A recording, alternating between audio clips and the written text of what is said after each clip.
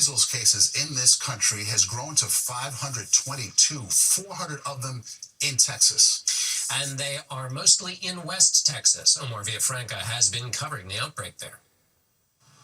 Texas twins Ezra and Adriel are just 3 weeks old.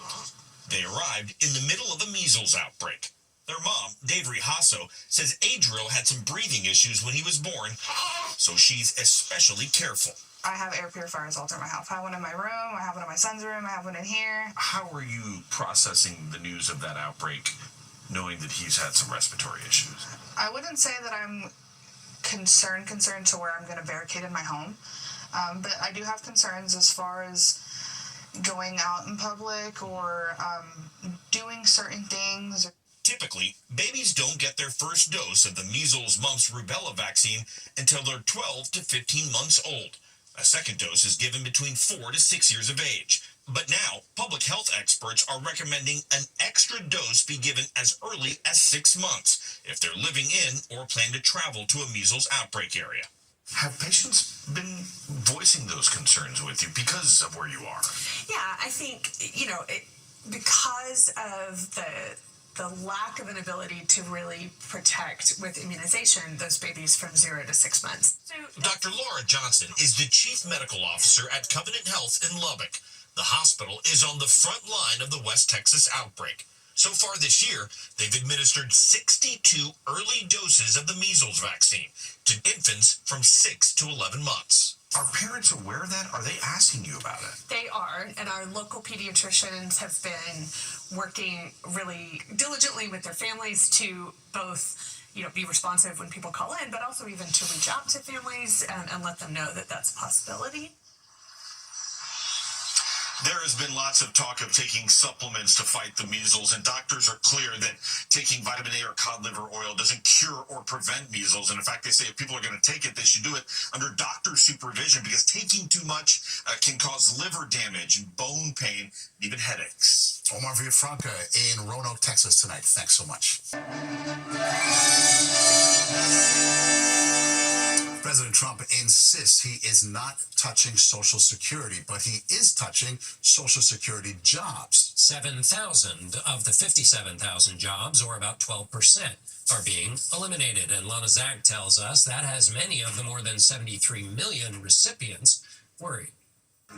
At the weekly senior lunch social in North Liberty, Iowa, chicken was on the menu, but Social Security was top of mind. It's scary. What do we want the politicians in D.C. to know? This is our life. Are you afraid of what might happen? It's stressing, wondering what's going to happen. Iowa, like the rest of America, is aging. 1 in 4 people here is 60 or older, so uncertainty in Washington means anxiety here. Do you actually have nightmares about this? I would say daymares. Every day you're worried. Every day I'm worried that somehow he'll lose his care. Ann Bacon relies on the $1,600 a month from Social Security that pays for her brother Rick Clark's 24-hour care. He has dementia. What is your name? The very first time I called, I was on the call for 3 hours on hold when the call dropped. You were on hold for 3 hours and then the call dropped? Yeah. When the check didn't arrive in January, Bacon ended up on hold for 6 hours on 2 separate calls. Then the problem was resolved in minutes. We tried calling this afternoon. The estimated hold time is greater than 120 minutes. Wait times have long plagued the agency, and the average wait times have doubled in the last 6 months. No one plans to become disabled, but the reality is that people do. John Hale worked for Social Security for 25 years. He and his wife Terry are now advocates for older and disabled Iowans. It's about retirement benefits, it's about survivors' benefits, and about payments to people with disabilities. One of the things that concerns us, and I think concerns those people, is there's a bunch of billionaires who are making decisions about this service who will never need Social Security. They'll never have a family member who needs Social Security. They are out of touch with the real world.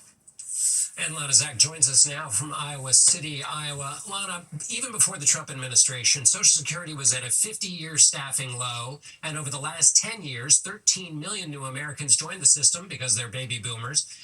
So it was already under strain. What are the strains that folks you're talking to are talking about?